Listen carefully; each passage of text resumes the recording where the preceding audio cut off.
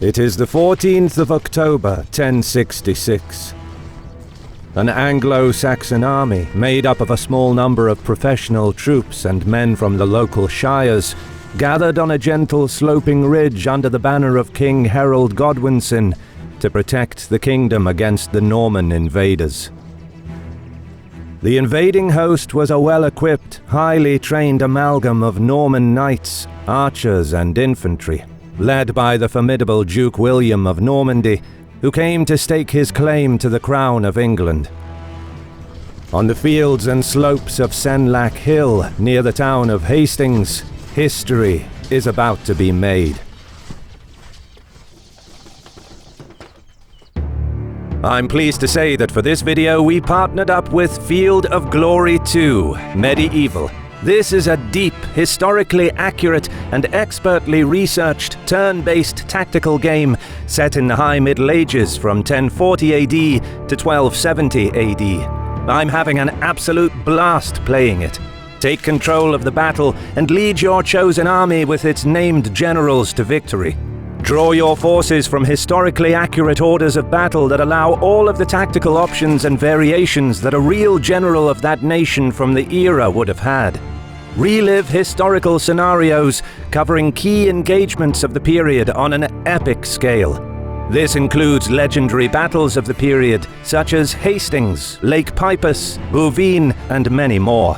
Choose from set-piece historical battles or what-if custom battle situations, or even create your own battles with the random map generator. You can produce an infinite variety of historically realistic battlefield maps for custom battles that can be played against the AI or human opponents.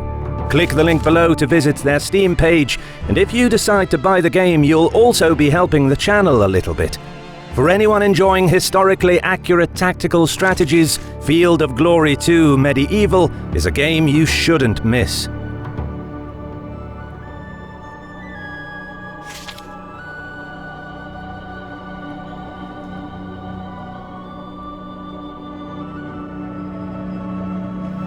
It is the late 9th century.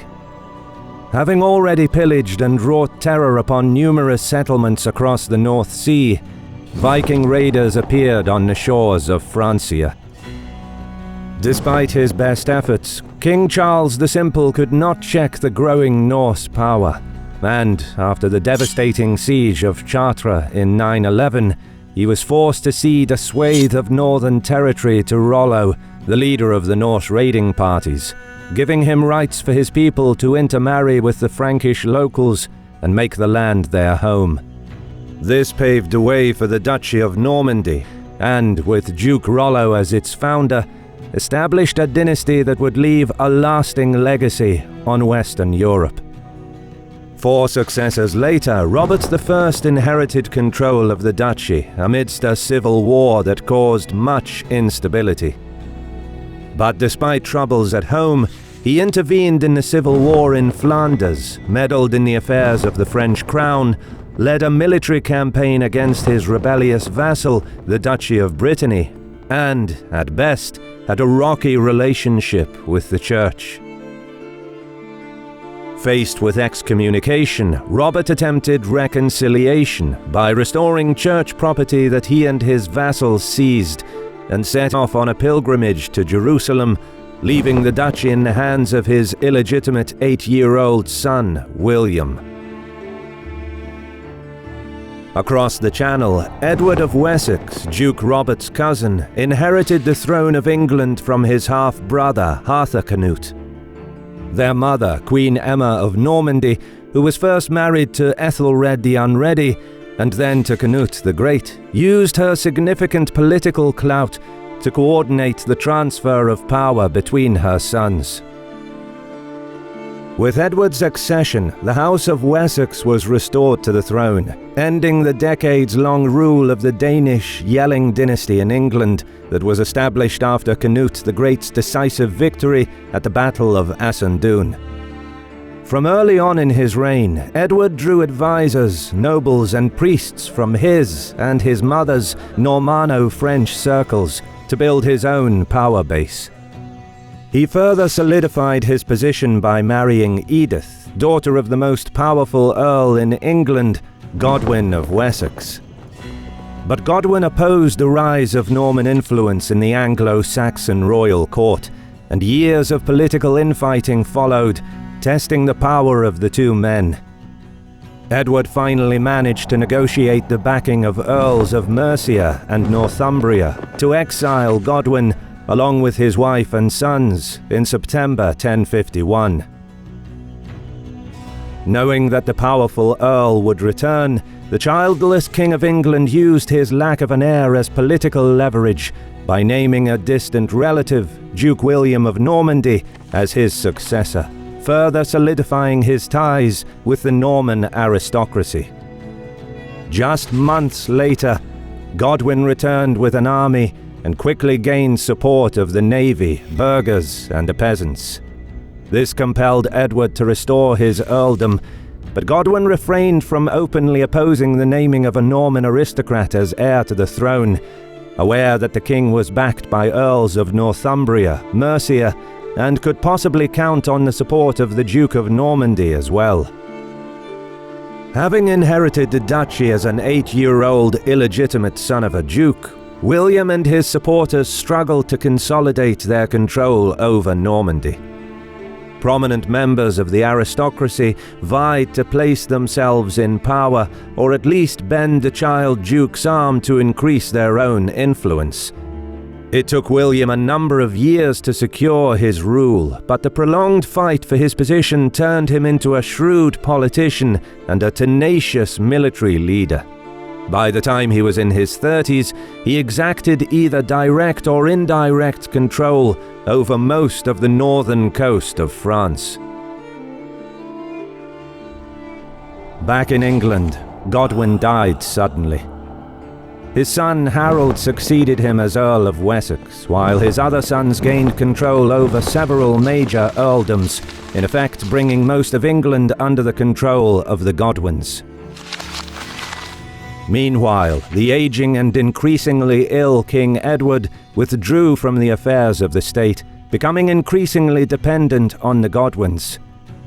He gradually deteriorated before falling into a coma, dying just days later in early January 1066. Unsurprisingly, in the wake of the king's death, prominent nobles were not far, ready to joust for position on the vacant throne. According to some of those present, before drawing his last breath, Edward briefly regained consciousness and pointed a finger at someone in the room. Conveniently, the Godwin-dominated royal court interpreted this to be Harold, chosen to protect the kingdom. The powerful Earl seized the moment, crowning himself King of England the very next day. When the news reached Normandy, William was outraged, claiming his right to the English crown. Almost immediately, he began preparations to take the throne by force, ordering the building of a large fleet that could transport his army across the Channel, and moving to rally political support for his invasion. Many nobles of Normandy answered the call, and more banners came from Flanders, Brittany, and France after being promised vast wealth, land, and political positions in England. But, unfortunately for the shaky rule of Harold Godwinson, William wasn't the only contender for the throne. Prior to his death, Edward named yet another successor, Edward the Exile, who had spent the last 40 years in Hungary and had returned from banishment in 1057 with a family of his own, but had died shortly afterwards. However, his son Edgar Atheling inherited his father's claim, but lacked any significant support to take the crown of England. Complicating matters further for Harold, his brother Tostig fell out of favour for overtaxing the inhabitants of Northumbria, leaving the king with no choice but to revoke his earldom. Plotting vengeance, Tostig contacted the King of Norway, Harald Hardrada, persuading him to invade England.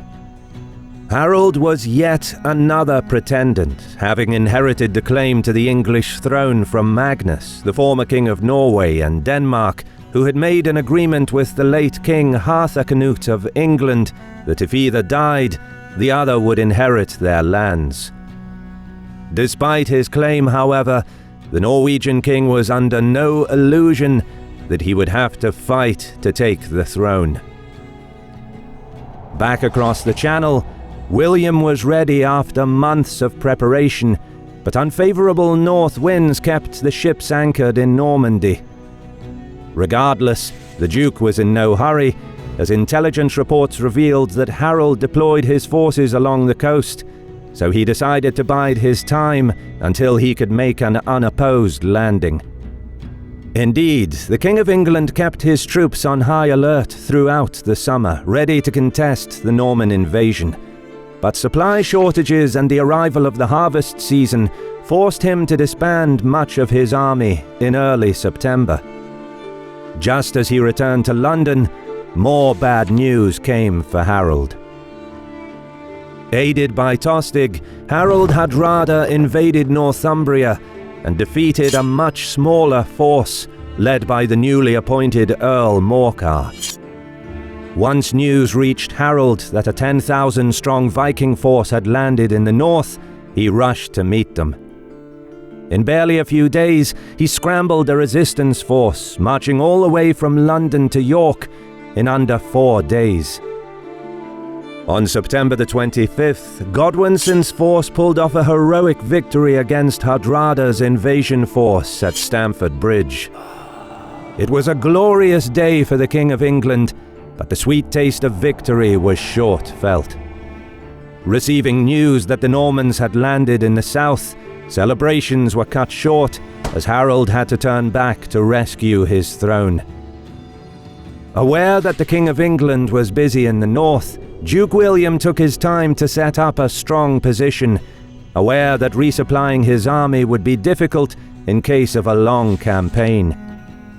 He captured Pevensey, then advanced on Hastings further up the coast. Both towns were fortified, from where he could now raid the surrounding area. To the east, a few ships were blown off course, landing at Romney, where the Normans fought the local Fyrd.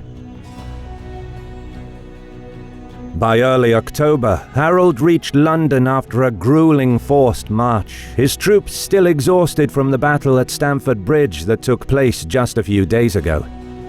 The army encamped near the capital for a week, preparing their equipment for the upcoming engagement and attempting to catch up on some much-needed rest. He probably could have waited to assemble a larger army, but as soon as his troops were sufficiently ready, Godwinson eagerly marched to meet the Normans, confident after his recent stunning victory. He wanted to use the element of surprise, just as he had against Hardrada's invasion force in the north. But as the Anglo-Saxon army closed in, Norman scouts spotted their movement. With William now marching to meet him, Harold chose the ground suitable for his army, some 10 kilometers northwest of Hastings, where he waited for William.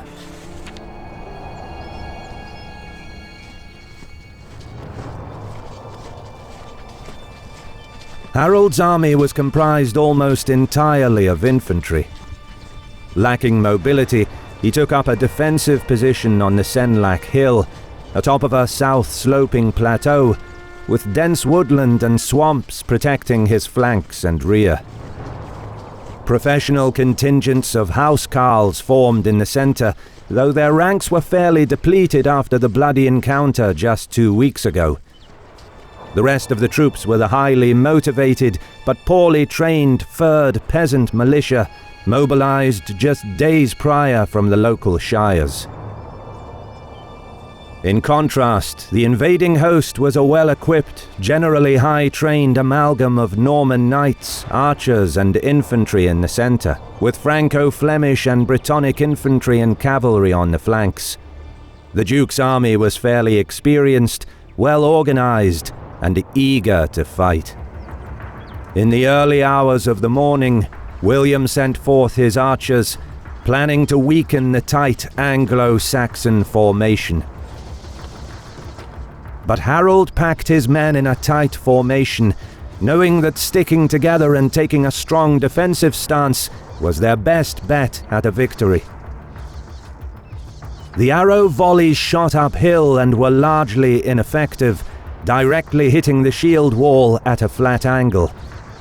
Most of the arrow fire was absorbed by the Anglo-Saxon shields. Nonetheless, the Duke ordered his infantry to pass through the archers and head up the slope to test Harold's line. He counted on his footmen to provide the main fighting grunt of the battle, but despite their best efforts, they were unable to open gaps in the solid shield wall. William then led his knights up the slope, hoping their shock charge would punch through the embattled enemy infantry. But the shield wall held. By midday, the combined push of heavy infantry and mounted knights failed to break the resolve of the defenders.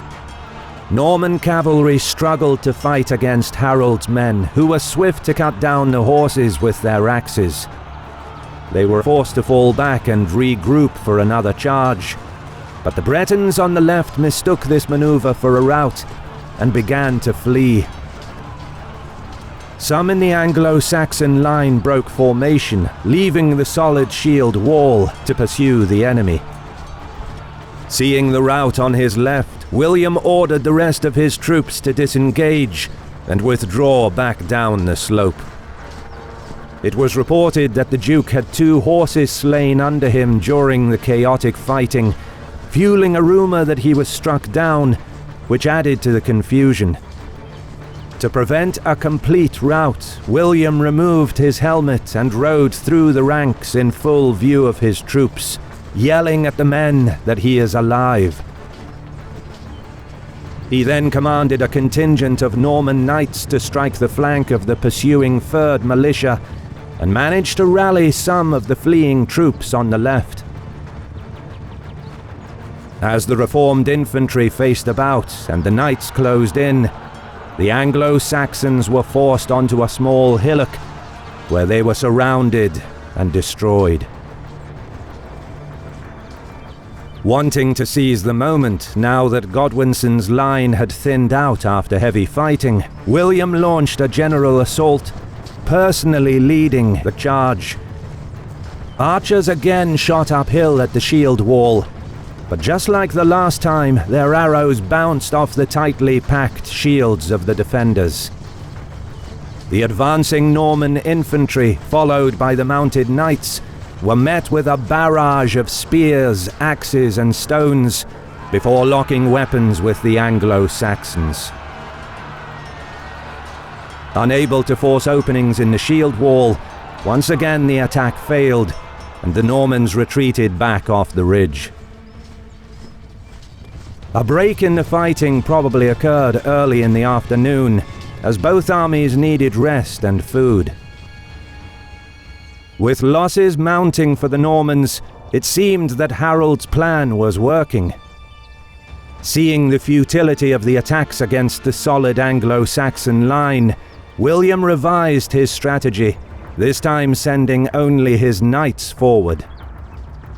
Looking to recreate the accidental success on the left flank that drew out some of the Anglo-Saxon infantry earlier in the day, the knights were tasked with charging Harold's line at various points and then retreating back to try and lure the defenders into giving chase down the slope.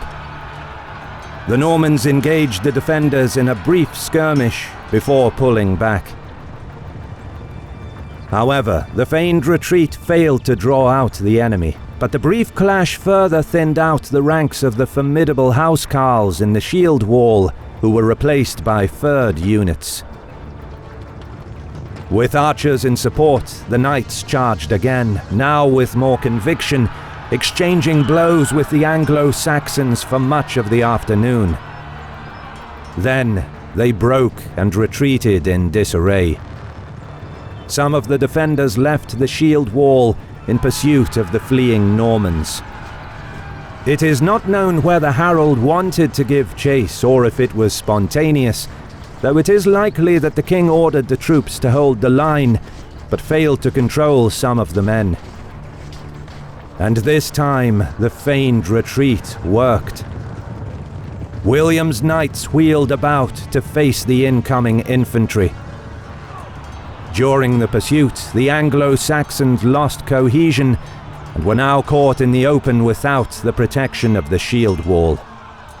Spending much of their energy charging down the slope, the footmen stood no chance against the mounted Norman knights and were quickly overrun.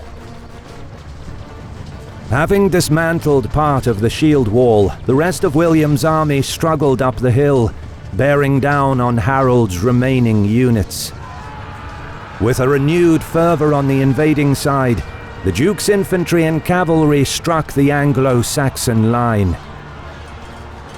Unable to fight effectively against the better-armed Normans and French, the Anglo-Saxon units rapidly crumbled, with their forces breaking apart and being surrounded by the invading parties.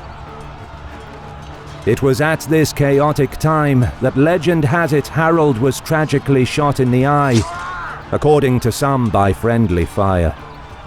He was subsequently toppled from his horse and brutally hacked to pieces by several Norman knights.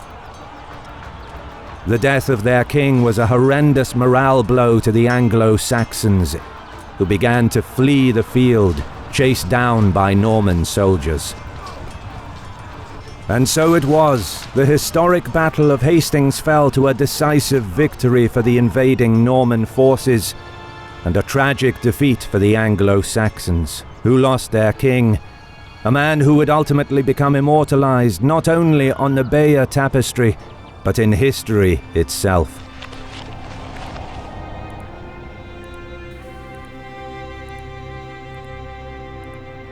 In the following days and weeks, William, Duke of Normandy, and now the Conqueror, marched onwards to London to receive submission and put down all opposition. On Christmas Day 1066, he was crowned the first Norman King of England, bringing the Anglo-Saxon rule to an end. Cultural changes followed in the wake of the battle and the Norman conquest of England. French became the language of the king's court, gradually blending with the Anglo-Saxon tongue to form modern English. William proved an effective ruler and would go on to become one of England's greatest kings, building dozens of castles and fortifications all over the country, consolidating the kingdom against attackers, and ultimately beginning the Plantagenet monarchical dynasty. Credit goes to our awesome patrons who make videos like this one possible. Consider joining them to support our work. You can also support us by subscribing to our channel and clicking the bell button to get notified when our new videos are released. And as always, thank you for watching.